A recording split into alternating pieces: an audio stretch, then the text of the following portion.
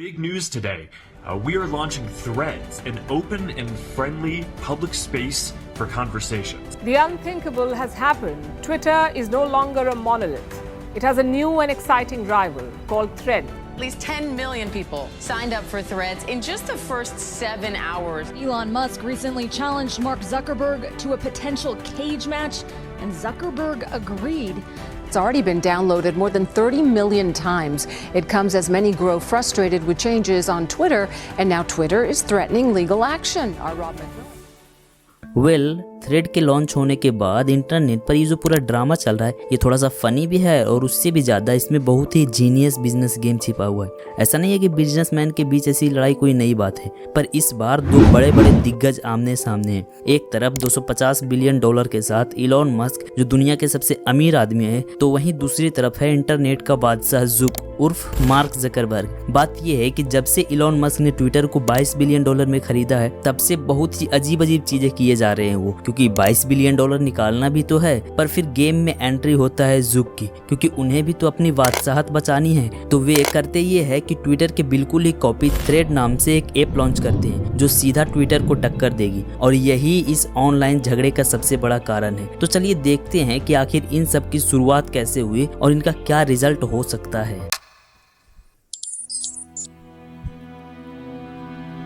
Mark Zuckerberg, जिन्हें लोग ज़ुक के नाम से भी जानते हैं, ऐसा माना जाता है कि वो बचपन से ही इंटेलिजेंट थे। 12 साल की उम्र में उन्होंने अपने परिवार के लोगों से बात करने के लिए एक चैटिंग प्रोग्राम बना डाला जिनका नाम था ज़ुकनेट। ऐसा माना जाता है कि ज़ुक के पिता इस प्रोग्राम का उपयोग अपने डेंटल ऑफिस में भी करते थे। जब ज़ुक हार्वर्ड यूनिवर्सिटी में थे तब वे अपने यूनिवर्सिटी के बच्चों के लिए कोर्स मैक और फेस मैक जैसे प्रोग्राम्स को बनाए। 2004 में वे अपने सीनियर्स को ये बोले कि वे अपने यूनिवर्सिटी के लिए social networking site Harvard connection के नाम से बनाएंगे, जिसके लिए उन्हें कोडिंग की जरूरत है। जैसे ही उनके सीनियर्स ने उन्हें कोड लिख करके दिया तो वे अपने 3 दोस्तों के साथ मिलकर के फेसबुक बना दिए और जल्द ही कॉलेज ड्रॉप आउट भी कर दिए। जून 2004 में फेसबुक बना और 2004 के अंत होते होते वे 1 मिलियन यूजर का मार्क क्रॉस कर गए और 2005 के अंत तक वे 5.5 मिलियन यूजर तक का मार्क क्रॉस कर गए, विच इज इनक्रेडिबल।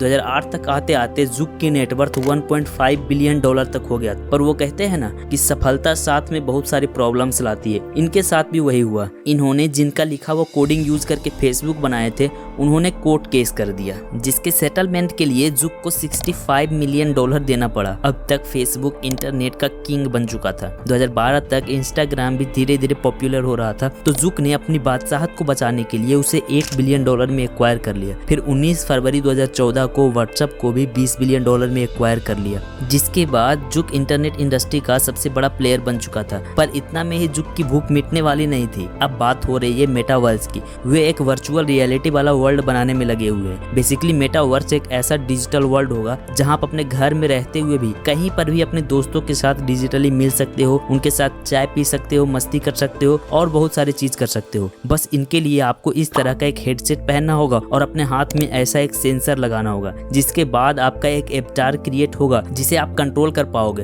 और वही मेटावर्स में आपके दोस्त के एवतार के साथ मिलेगा। यहाँ तक तो सब सही हुआ, पर ये सब देखने के बाद आपको भी लगेगा कि ज़ुक कितना फ्यूचरिस्टिक सोचते हैं। यदि आपको कभी वृंदावन घूमने का मन हुआ तो आप बस अपने घर में बैठे हुए हेडसेट पहन लो और अपने हाथ में सेंसर लगा लो और मेटावर्स में आप आराम से पूरे वृंदावन घूम सकते हो। और इसी तरह ज़ुक इंटरनेट पर अपनी बादशाहत को और ज्यादा बढ़ाते जा रहे थे। एक तरफ जहां ज़ुक इंटरनेट सेक्टर में अपना दबदबा बना रहे थे, तो वहीं दूसरी तरफ इलॉन अलग अलग सेक्टर में अपने बिजनेस को फैला रहे थे। एक तो इलॉन की सोच ऐसी है ना कि मुझे कभी कभी बिलीव नहीं होता है कि यार ऐसा भी कोई सोच सकता है। जब लोग ये सोच रहे हैं कि चांद पर किसी तरह से पानी खोज कर निकाला जाए, तब इलॉन मस्क सोचते हैं कि मंगल पर भी जीवन होना चाहिए। और ऐसा नहीं कि सिर्फ सोच करके छोड़ दिए, वे तुरंत ही रसिया गए। पर वहां जाने के बाद उन्हें पता चला कि भैया यहाँ तो एक एक रॉकेट की कीमत $8-8 मिलियन थी, जो कि बहुत ही ज्यादा महंगा था। तो वे वापस लौटे और रॉकेट साइंस की किताबें खुद से पढ़ के रॉकेट डेवलप करने के लिए अपनी एक कंपनी बनाई, जिन्हें आज हम स्पेसएक्स के नाम से जानते हैं। हालांकि 3-4 बार लगातार उनके रॉकेट का टेस्ट अनसक्सेसफुल रहा था।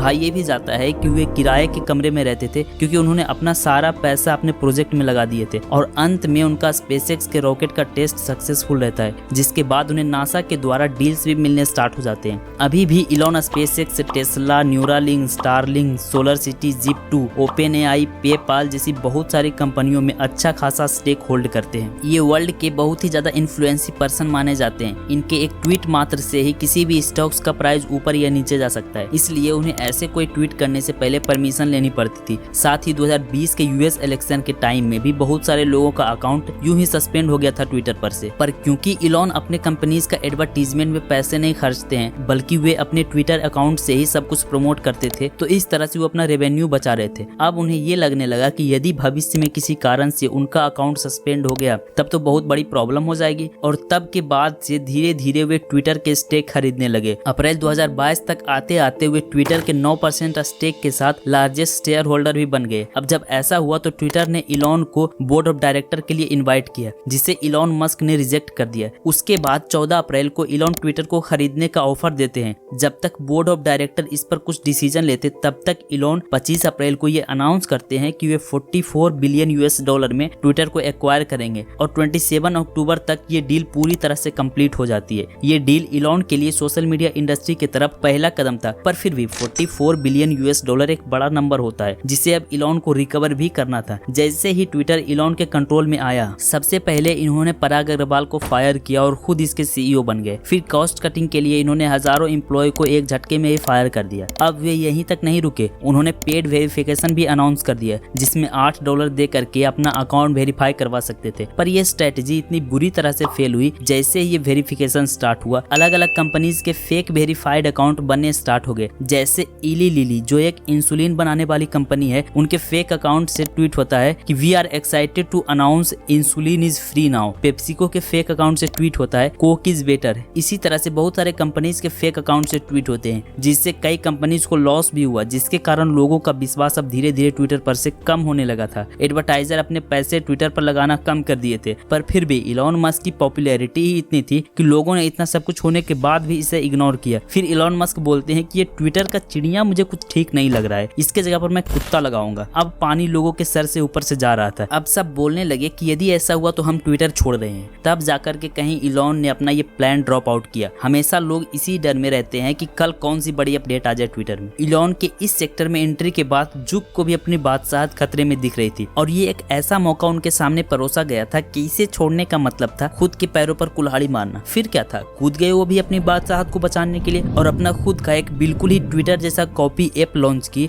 Which is thread. ये बिल्कुल ही ट्विटर का कॉपी पेस्ट था। जुक ने भी बोल दिया था कि थ्रेड ट्विटर का सीधा कॉम्पिटिटर है। मुझे कभी कभी लगता है कि यार मौका पर चौका मारना कोई जुक से सीखे। उन्होंने कहा कि जो प्रॉब्लम आपको ट्विटर के साथ आ रही है उन सभी का सोल्यूशन थ्रेड है। ट्विटर वेरीफाइड अकाउंट से आप एक दिन में 6000 पोस्ट देख सकते हो, और वहीं अनवेरीफाइड अकाउंट से 600 पोस्ट देख सकते हो। पर थ्रेड पर आप सब कुछ फ्री में देख सकते हो। वहीं आप इस पर फोटो भी इंस्टा की तरह 4 से 5 अपलोड कर सकते हो। यदि आप ट्विटर पर अपना एक नया अकाउंट बनाते हो तो आपको बहुत सारा इन्फॉर्मेशन भरने पड़ते हैं, पर वहीं यदि आप थ्रेड पर अपना अकाउंट बनाते हो और आपका अकाउंट इंस्टा पर पहले से बना हुआ है तो बस एक क्लिक में आप अकाउंट क्रिएट कर सकते हो। आपको बस अपना इंस्टा अकाउंट सिलेक्ट करना है। और जब ये बात इलॉन को पता चली तो वे तुरंत ही एक्शन में आ गए। वे तुरंत ही ट्वीट करते हैं कि जुक पूरे सोशल मीडिया को अपने फिंगरप्रिंट के नीचे रखना चाहते, पर इससे जुक को ज्यादा कुछ फर्क पड़ा नहीं। तब इलॉन एक और ट्वीट करते हैं और बोलते हैं competition is fine but cheating note. उसके बाद वे जुक पर एक कोर्ट केस कर देते हैं कि उन्होंने गलत तरीके से ट्विटर के एम्प्लॉयज को पोच किया और बहुत सारे इन्फॉर्मेशन को भी चुराया। पर मुझे लगता नहीं है कि जुक को इससे भी कुछ ज्यादा फर्क पड़ेगा, क्योंकि इसकी शुरुआत ही ऐसे हुई थी।